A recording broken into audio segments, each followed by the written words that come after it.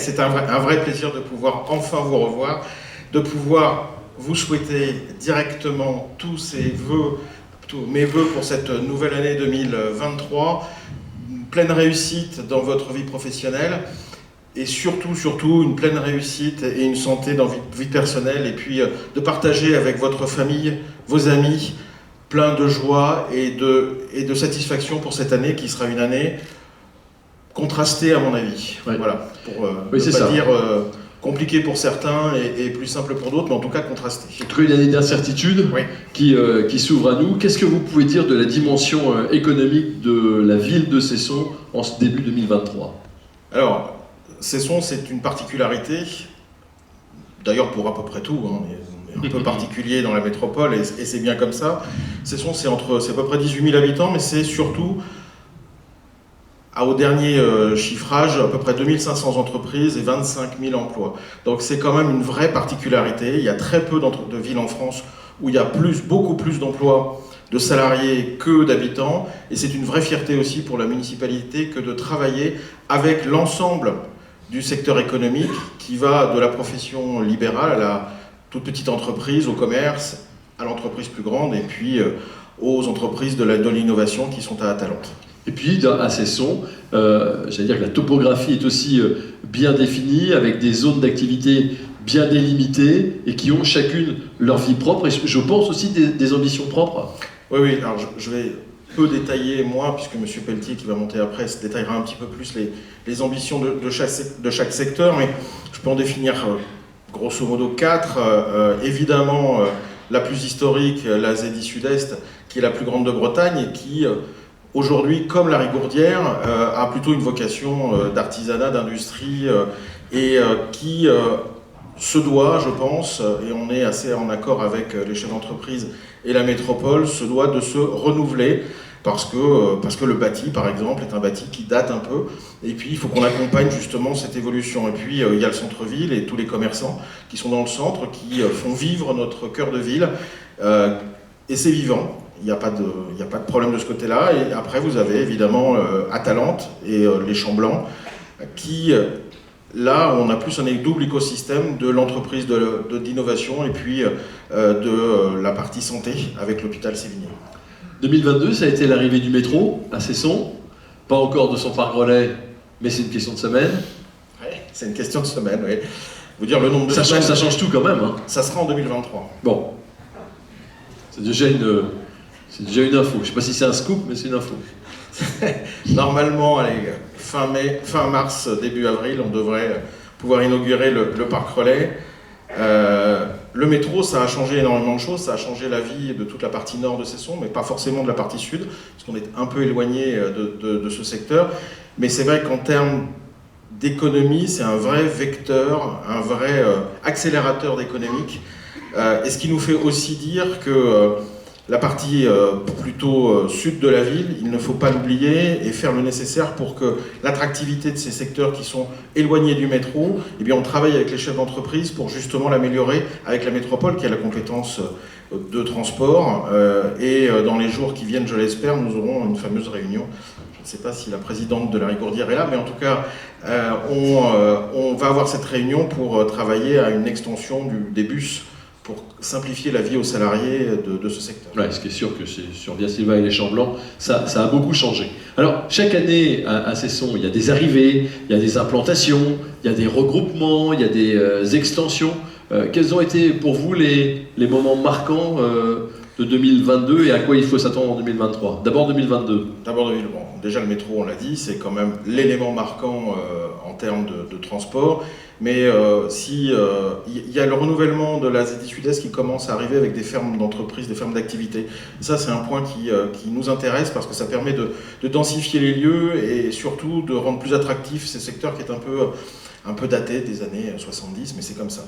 Et puis, on a évidemment à Atalante un certain nombre de nouvelles entreprises, certaines que l'on va voir ce soir, et puis des permis qui ont été accordés pour des extensions de l'hôpital Sévigné ou Soprasteria qui est arrivé, qui est une très belle entreprise. Enfin voilà, on a vraiment de très beaux fleurons, on en est extrêmement fiers. Il n'y a pas une semaine où j'ai pas un chef d'entreprise qui m'appelle pour savoir où est-ce qu'il peut venir s'implanter à Cesson. Alors c'est un peu un problème de riche, parce qu'on est obligé de dire non plus souvent qu'on me dit oui, malheureusement. Mais on travaille beaucoup avec la SPLA Via Silva sur l'implantation des entreprises. Parce que je tiens à une chose, c'est garder très clairement les écosystèmes de chaque lieu. On l'a dit tout à l'heure. Et particulièrement là-haut, il faut qu'il y ait un double écosystème, la recherche, l'innovation et la santé. C'est vraiment là où on met le paquet. Et on va mettre le paquet aussi sur les écoles et les grandes écoles. On aura une annonce à faire dans les mois qui viennent. Je fais un peu de teasing. D'accord, ok. Donc on reviendra. Et c'est toujours l'écosystème cyber qui fonctionne très bien. Il y aura la cyberplace, oui. Je crois, qui va ouvrir 2024 plutôt, je pense. Fin 2023. Ouais. Ça serait une belle chose. Ça serait pas mal. Ça serait pas mal. Cette attractivité qui se dément pas, ces gens qui viennent vous voir toutes les semaines et à qui vous dites oui, parfois. Non, des fois. Non, des fois. Cet écosystème qui se développe, à votre avis, c'est quoi ? C'est quoi la recette qui fait que ça fonctionne et pourquoi les gens veulent venir à Cesson ? Alors, si je prends évidemment que la partie nord, vous avez évidemment le métro et les transports en commun, mais c'est un vecteur important, et c'est aussi pour ça que je disais que je tiens particulièrement à aider le Sud, oui. Parce que c'est plus compliqué, et l'écosystème se nourrit de lui-même. Mais il se nourrit aussi par la jonction combinée de l'arrivée de nouvelles entreprises. On travaille main dans la main avec la métropole et la région, puisque ce sont elles aussi qui ont les compétences économiques, pour pouvoir accueillir les entreprises. Mais je dois quand même dire que la métropole laisse à l'aménageur, c'est-à-dire à la SPLA Via Silva dont je suis le président, toute liberté tant qu'on reste dans le cadre de ce que je disais de cet écosystème. Voilà. Oui. C'est bien. Ouais, c'est pas mal, oui, c'est bien. Avant de vous poser la question sur l'année 2023 et sur ce que vous en attendez, un mot quand même sur cette chose qui est... cet objet qui est sur la table. Oui, cet objet, c'est le coup de cœur du jury de Paris 2024 pour les villes et collectivités labellisées Terre de Jeux. Alors, c'est un vrai plaisir, il n'y en aura qu'un. Coup de cœur pour l'ensemble des collectivités. Oui, je croyais que vous alliez dire il n'y aura qu'un plaisir. Non, plein de plaisir, mais il n'y aura qu'un trophée. Ce trophée, nous l'avons gagné de haute lutte contre 3000 autres collectivités, donc ce n'est pas rien. Il y avait 5 coups de cœur, une région, un département, un comité olympique et une fédération, et une seule ville en France, et c'est Cesson-Sévigné. Donc nous sommes...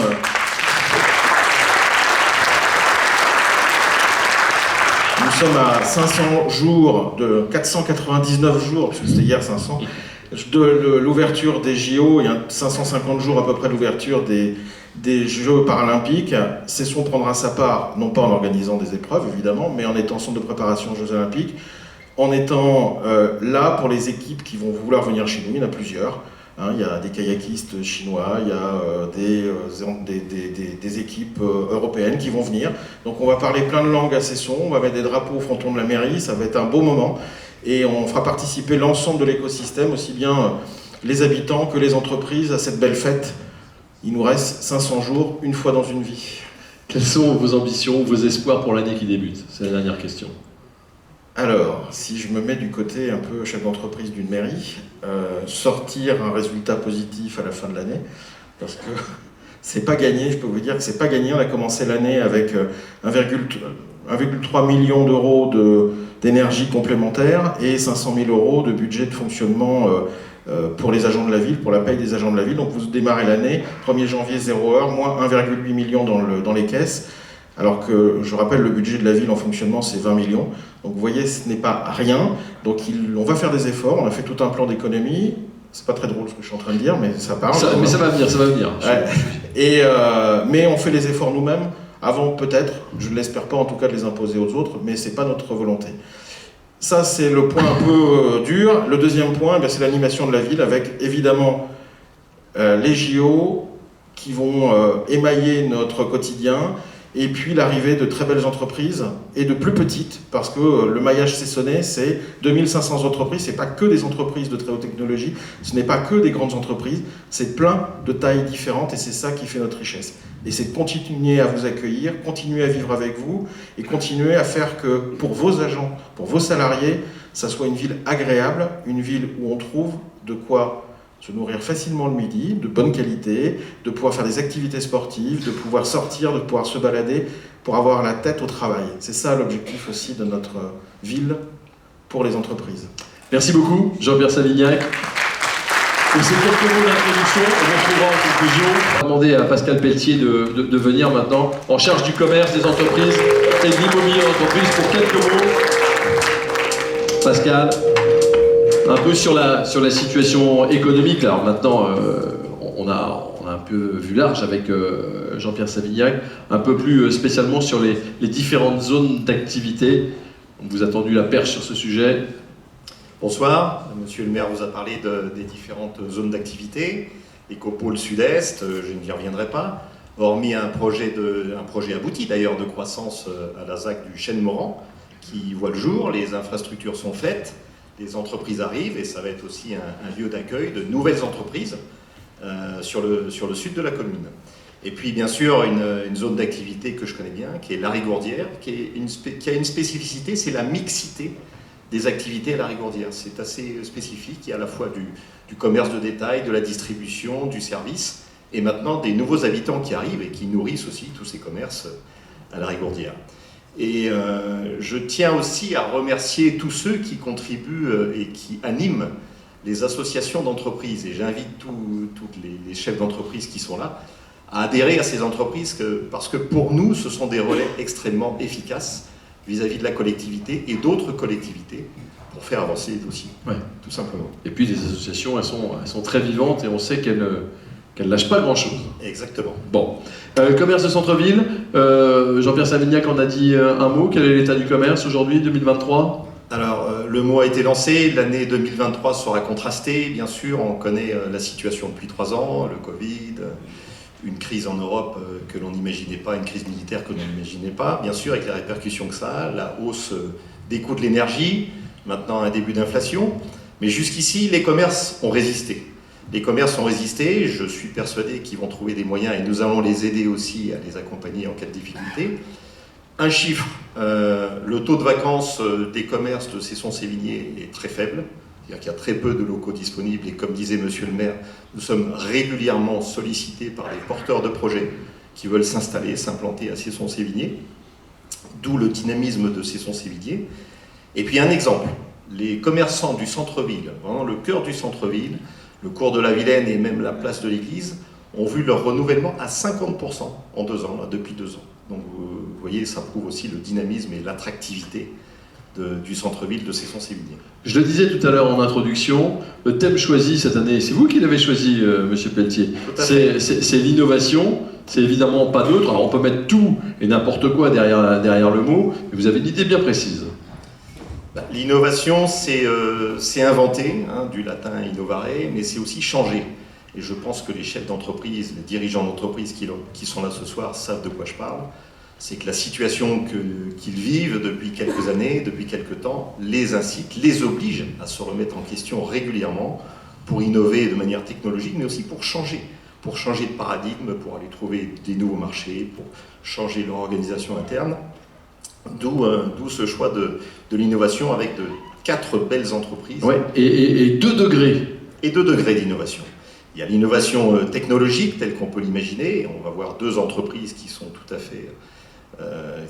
fait à même de parler de ces innovations. Et puis il y a l'innovation de terrain. L'innovation de terrain, c'est la PME, c'est la PME de quartier, c'est le commerçant, l'artisan, qui a trouvé aussi des bonnes solutions pour avancer, se développer. Bon, alors on ne vous dit pas quelles sont les entreprises qui interviendront dans ce deuxième cadre, mais on va déjà vous dire celles qui vont intervenir dans le premier cadre, l'innovation d'autres technologies.